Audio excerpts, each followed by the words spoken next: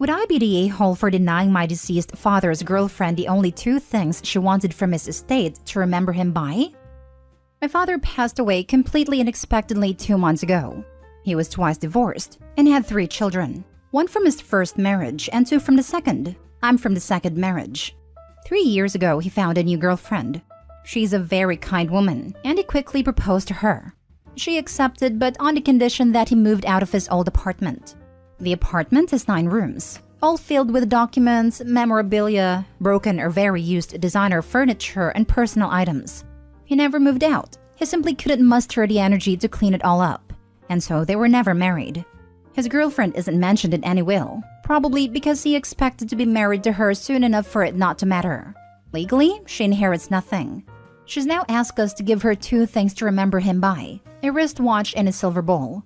It just so happens that these are the 2 most valuable items in the entire apartment, probably around $10,000 each.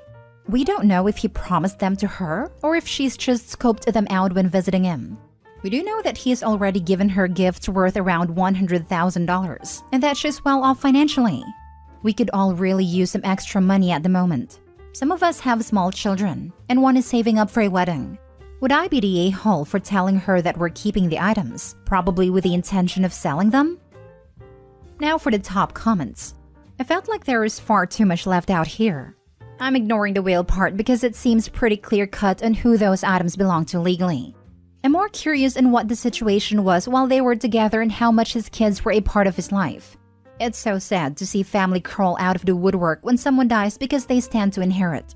A family friend had to deal with her next-door neighbor's kids showing up and contesting the revised will of the neighbor because it changed it from the kids getting everything to the friend being the sole heir.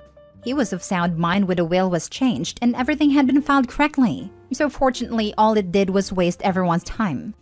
Friend had no idea about the change until the attorney contacted her. His reasoning was that his kids almost never contacted him while the friend brought him into her family and took care of him after his wife passed, did all of the yard work, cleaned his house, drove him anywhere he needed to go, invited him for dinner every night, etc. I would say that while you have no obligation, take a long, hard look at your father's time with his girlfriend as well as yours when deciding what to do. Get the 2 items appraised. Offer to sell them to her at an amount that you adjusted down according to your evaluation of her relationship with your father and yours.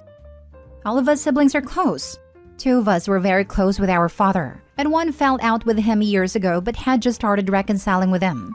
He was close with his girlfriend, but in a bachelor kind of way. They went on dates. He bought her lavish gifts, but they didn't stay over much at each other's places. After his death, his 2 ex-wives have helped out more with the planning and organizing than she has. In fact, she hasn't helped at all.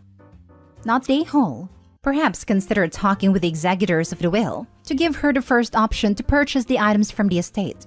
If it hasn't been done, the executors should secure the home and consider changing the locks. Things go missing at this point all too often. I am sorry for your loss. Wills are difficult, especially since you should be allowed a time to grieve. I hope your family are all approaching this together and are supportive of one another. Thank you. That's a good idea. We are working together sorting through the items, but frankly, it's years worth of collecting. My 2 siblings also have quite strong opinions, so agreeing on a matter like this is close to impossible. Furthermore, to complicate the matter, my own mother, his former wife, would like to buy the silver bowl from us. We're fairly sure she should have it, as she has previously owned it with him and misses it. Not the a-hole. It just so happens that these are the 2 most valuable items in the entire apartment. What a wild coincidence. Tell her no, and remove the items from the apartment before she uses her spare key or gets the superintendent to let her in to take them. I know, right? We have removed them long ago and are debating where to store them. I'm sure the house itself is 100 times more valuable than those 2 items though. It's a rented apartment. If he owned it, it would be worth millions as it's located in a popular area. It's drafty as balls though, and hallways are topsy-turvy from the building settling over time. Next story. Am I the a-hole for not wanting to get rid of my office so my boyfriend's kid can have his own room? I, female 33, met my boyfriend Ash, male 39, 7 months ago. 4 months ago, he lost his job and couldn't afford his rent. We were only seeing each other for 3 months, so we've never discussed moving in together, so I was surprised when he asked me to move in. He promised it'll only be for a month, 2 at the most, and then he'll find someplace else. It's been okay living with him, and he still stayed until now as he's still looking for a job. I inherited a house from my grandparents, which I own on my own.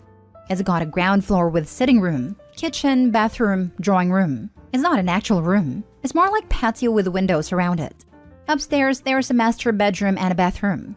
It used to have 2 other bedrooms, but I run a small business for a living. Think Etsy and stuff, and I have been very successful for the past 5 years. So I remodeled those 2 bedrooms into a huge office which I need for work. I wasn't made aware of this before he moved in, but he has a 12-year-old son that he sees once a month. I haven't met him yet, but Ash wants it to happen soon. Ash started hinting that we should do some changes and paint and change the office into 2 bedrooms like it used to be as he saw photos, so I can use one as an office and one for a son. My first reaction was absolutely not. I explained that I need my office the way it is and can't downsize it, especially now during Christmas rush. He pushed, and I clarified that I am not going to make a bedroom for a child I haven't even met yet, that he only sees once a month. He started crying and called me a selfish witch. He started saying that I didn't care if he has a bond with a son, and he couldn't believe that I didn't want to meet him. To make matters worse, he keeps pushing me to do it, sending me photos of boys' rooms, making a wish list for Amazon, and every time we meet Myra's friends, he tells everyone that I don't want this child to have his own bedroom, and I may turn into an evil stepmother. I keep having to do damage control, but some people believe him and think I'm a witch. And my head is a mess. I'm starting to think I may be selfish here, considering the boy lives with his mother and siblings and he shares his room with 4 other kids. Am I the a-hole for not wanting to convert my office into my boyfriend's son's bedroom? He lost his job and couldn't afford his rent. We were only seeing each other for 3 months, so we've never discussed moving in together. I was surprised when he asked me to move in. I wasn't made aware of this before he moved in, but he has a 12-year-old son that he sees once a month.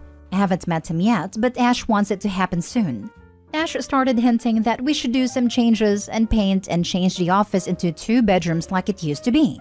He started crying and called me a selfish witch. He tells everyone that I don't want this child to have his own bedroom and I may turn into an evil stepmother. Why are you with this person? He is a jobless mooch who lies to you and tries to control your belongings and possessions while using up your kindness and generosity. Kick this idiot to the curb ASAP. Not the a-hole. Literally all of this. Get him out before he's there long enough to claim tenancy and you have to pay money to evict him. This is only going to get worse. If any partner got mad and called me a witch, selfish or otherwise, they'd be out on their butt before they knew what was happening. There is a good term for this. Hobosexual. Not the a-hole. Look, time to open your eyes here. You met this guy 7 months ago. 3 months after meeting, he moves in for a month or 2 tops. Now it's been 4 months and not only he is not leaving, he's not working and he wants you to change your house around to accommodate a kid who is there once a month, whom you've never met. If you can't see the laundry list of red flags here, I don't know what to tell you. Get an eviction notice in writing so you are legally covered and serve it to him. He's gotta go. It only gets worse from here. Not only has she never met the kid, but from the way she wrote it, it sounds like she didn't even know he had a kid in the first place. Next story. Am I the a-hole for not paying for my stepdaughter's tuition because she wants to be a doctor? My wife and I have been married for a decade. She's a stay-at-home wife and we have no children of our own, though she has a daughter from a previous relationship, Sarah, and we've gotten along for the most part. Sarah is a junior in college and pursuing a biology degree with additional courses required by medical schools. She's had a dream of being a doctor and helping people since her mom and I met. The problem is she's not a very good student. She's failed her biology 1 class and had to retake it to get a B. She really struggled in her next level biology class and finished with a C. She also got a C in her chemistry class. She got a B in calculus 1 and 2. She's making A's in her non-science and non-math classes, so they're padding her GPA, which is at 3.2. This semester, I just learned she will make B's and C's in her science and math classes. I'm not a doctor, and I don't know any doctors, but I did online research. I found out that medical schools require many things, but at the top of the list is a high GPA and top grades in science and math classes. With Sarah's grades, she's not getting into any medical school. I even looked into nursing school to see if I can talk her into going that route. And all the ones I looked at require higher grades than what she has. I talked with my wife about it, and she said medical schools look at other things besides grades, and that's where Sarah excels. She has a solid volunteer resume, and she cares about people. I argued none of that matters if her grades are not good enough. She argues that Sarah will do great in the interviews. Like I said, I have no experience with medical schools, so I can't argue with her logic. Instead, I talked with Sarah when she came home for Thanksgiving and told her to look into another major, because she might not be cut out to be a doctor. She ran to her mom and we all got into a huge argument. I admit I lost my temper and yelled that I am not wasting any more money on something she'll fail at. I told them both I'm not paying for next semester's classes unless she changes her major to something more realistic. I feel bad. I really do. But I'm not rich, and I don't have money to waste if she doesn't have a chance to get into medical school. Am I the a-hole? Additional info. The reason why I want her to switch majors is that having a biology degree without any advanced degree is useless from my research. While I don't know any doctors, I have friends who have biology degrees without other advanced degrees and they couldn't do anything with it. One had to go back to school for another degree. One works as an assistant manager at Lowe's. Another has been a receptionist for 20 years. They all advised against getting just a biology degree. While these are all noble jobs, they didn't need to pay for a biology degree to get those jobs. I'm still willing to pay for her degree if she switches to something that will allow her to get a good job. Now for the top comments. Not the a-hole. The YTAs are ridiculous. Medical schools are very competitive, and every one of them have a minimum GPA requirement. If her GPA is below that, they'll automatically reject her without a chance of an interview. While she can make a decent living with a biology degree, she has to be good in science and math to excel in those fields. If she's making B's and C's, they're not even going to interview her. I understand the people saying you should give her a semester to improve, but they don't understand how science and math work. The more advanced science and math classes are built upon what should have been learned in the lower level classes. If she's making B's and C's in the lower level classes, she's going to really struggle in upper level classes. If she got a C in basic chemistry, she's not going to get an A in organic chem. This is accurate.